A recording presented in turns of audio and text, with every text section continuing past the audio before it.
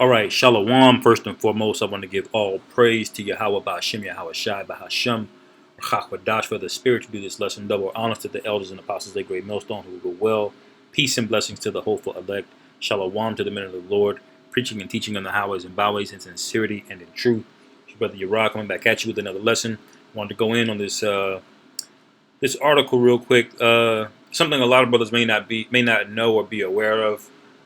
Coming up this summer, Esau is supposed to disclose a lot of information about so-called UFOs, which we know through the spirit, through reading the scriptures, that what these are. They're the chariots of the Most High, and they're a sign of the destruction of this kingdom and the deliverance of Israel, who are the so-called Negros, Latinos, and Native Americans.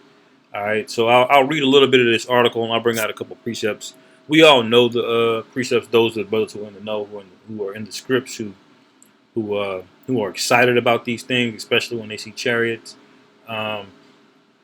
Let's read to see what it says. It says, U.S. has secret evidence of quite a few more UFO sightings than have been made public, says former Intel chief. So if y'all know the history, the U.S. did actually disclose some sightings of the UFOs. All right. So basically, they came out from the Pentagon. They released footage of these pilots and fighter jets scrambling to try to get a lock on a couple of those. And there's images down here below in the article. But they basically disclosed a couple instances of it, and they basically said that there was more. But the U.S. They obviously have more, and they're not creating a space force for no reason. You know what I'm saying? Like they know. They probably see chariots on a regular out there on satellites. They probably saw that giant chariot that was like bigger than the size of Earth pulled up on their scanner systems, and they're worried. You know, let's read this. It says, with the June 1st deadline fast approaching for the Pentagon and U.S. intelligence agencies to submit their reports on UFO sightings, a former senior official has stated there are quite a few more than have been made public. So on June 1st, Esau Edom is supposed to, he has a deadline that he's given himself, and we'll see if he keeps it, to disclose more information on the chariots. Now, this could be propaganda. This could be Esau trying to control the narrative.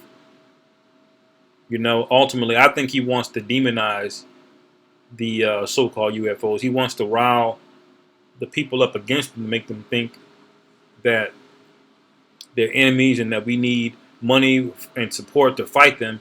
And truth be told, he does, because these chariots are here to come against you, you know. And I'll prove that real quick in Zechariah. I'll start at Zechariah 5. I'll start at 1, I guess. It says, then I turned and lifted up mine eyes and looked, and behold, a flying roll. So Zechariah is seeing something flying in the sky. And the only thing back in the ancient world that was in the sky were basically clouds and fowl, like birds in the air. There wasn't weather balloons back then. There wasn't kites or drones or any of that. You know what I'm saying? So when you see something strange in a strange shape, you basically know what it is, and it's worth documenting. You know. And so Zechariah here is seeing the flying roll. In verse 2, he says, and he said unto me, what seest thou? And I answered, I see a flying roll. The length thereof is 20 cubits, and the breadth thereof is 10 cubits. Then he said unto me, this is the curse that goeth forth over the face of the whole earth. All right. So, what the Most High is showing Zechariah in this instance with this flying roll, this so-called UFO, he's telling him this is the curse. All right. Now, who is it a curse to? Is it a curse to Israel? No. Some of the Israelites, some of you niggas are going to get vaporized, like on War of the Worlds, that scene where Tom Cruise is running and they just getting zapped. That's going to be some of you 2/3, but the elect, that represents our salvation. Moving on, keep reading. It says, for everyone that stealeth shall be cut off as on this side according to it. So that's Esau Edom, the NATO, the EU. Everyone they're trying to steal the entire world. They're trying to enslave the entire world. They want to put the MOB in you. All right. They want to take away your ability to buy and sell. They want to control your ability to reproduce, to think. All of these things they have as a part of their agenda, and it's within their grasp to actually do it because the Most High has given them the power to do it. But we know through prophecy it's not going to come to pass. All right. It says, and everyone that sweareth shall be cut off as on that side according to it. Salakia. Excuse me. All right. So basically, it's what it's saying. This is represents judgment. If you're not with the Most High, then you're against Him. If you're with the Most High, you represent salvation. If you're against the Most High, well, they're there for your destruction. Verse 4 says, "And I will bring it forth, saith the Lord Yahweh of hosts, and it shall enter into the house of the thief, that being Esau, Edom. And these days is going to be the beast."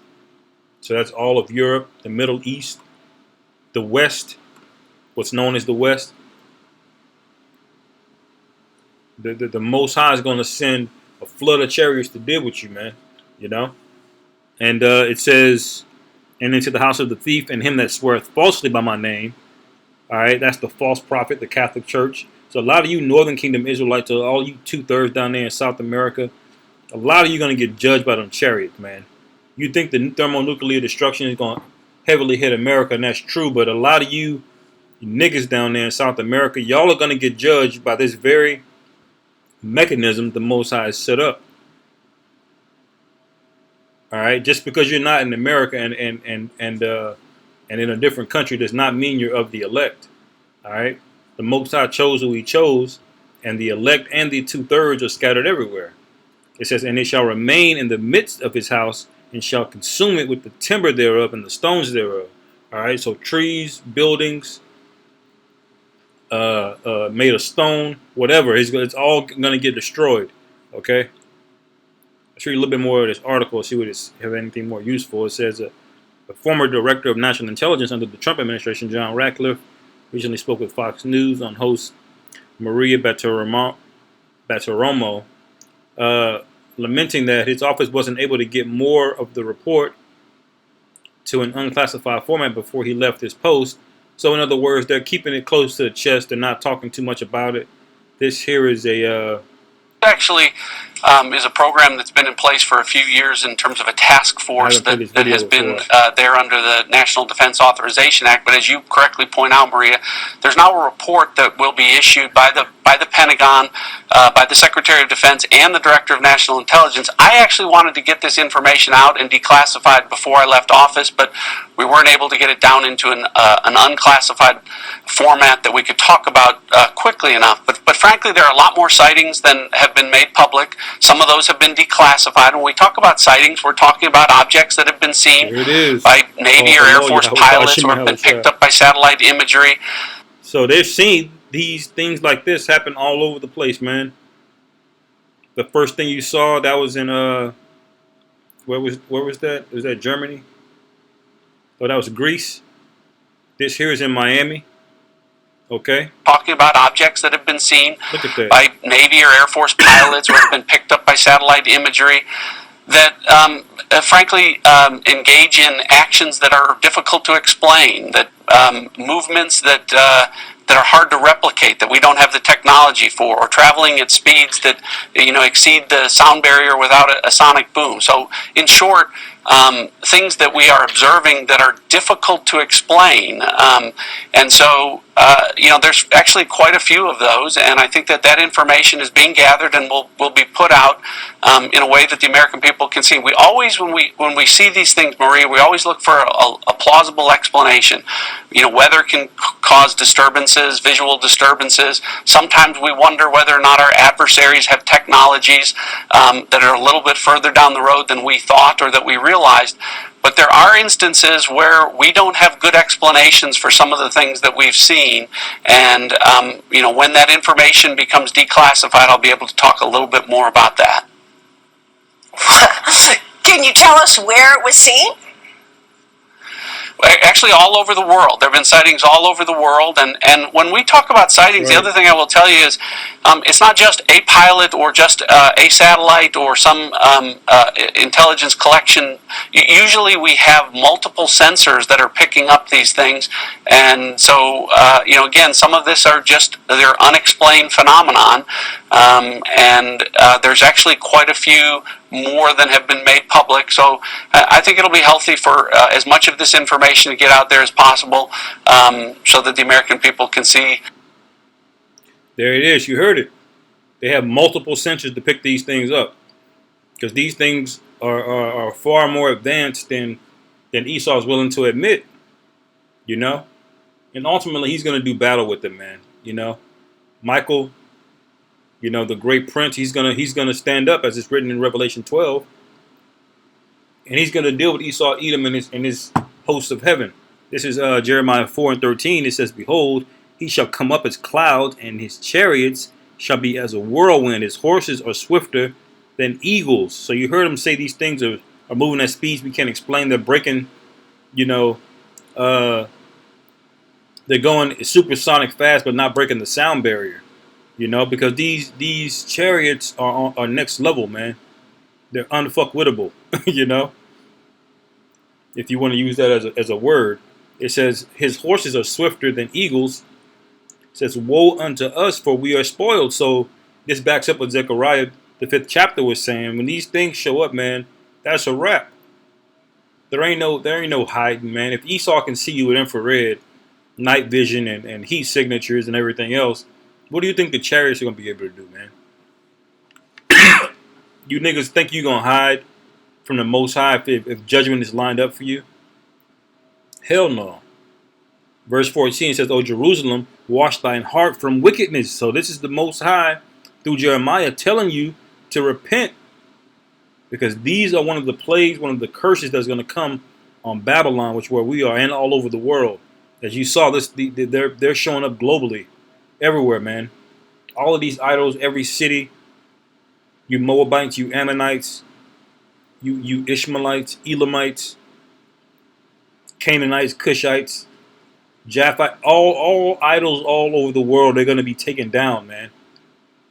The Most High, and when the kingdom gets set up, there's only going to be one power to worship. That's going to be Yahweh, Hashem Yahweh Shai. Okay? So Jeremiah is telling you, he says, "O Jerusalem, wash thine hearts from wickedness, that thou mayest be saved. How long shall thy vain thoughts lodge within thee?" All right? Because there's going to be jakes that are going to see niggas getting zapped. And then they're still going to have vanity in their heart, man. They're still going to be proud. They're still going to want to hold on to Egypt, Babylon the Great, America. This is another footage of what the Pentagon released as a UFO. But the conclusion of it all is, this is a sign of Yahweh Shai coming back, which this is the year of hastening Yahweh Ba'ashem Yahweh Shai. All right, the day of Yahweh Ba'ashem Yahweh Shai. All right. So in conclusion, I'll read Revelation 1:7. It says, "Behold, he cometh with clouds," and that he is talking about Yahweh Shai. You can read 2nd Ezra's to back this up. Okay. It says, "And every eye shall see him, and they also which pierced him." So even the man that pierced him is going to see him. He's going to be global. Everyone's going to see him. He's going to come in a massive chariot. All news is going to stop. It's going to be breaking news. All right. And he's going to paralyze the entire planet Earth. Nobody's going to be talking about anything else when Yahweh Shai returns. And you're going to see great fear go up on Esau, man.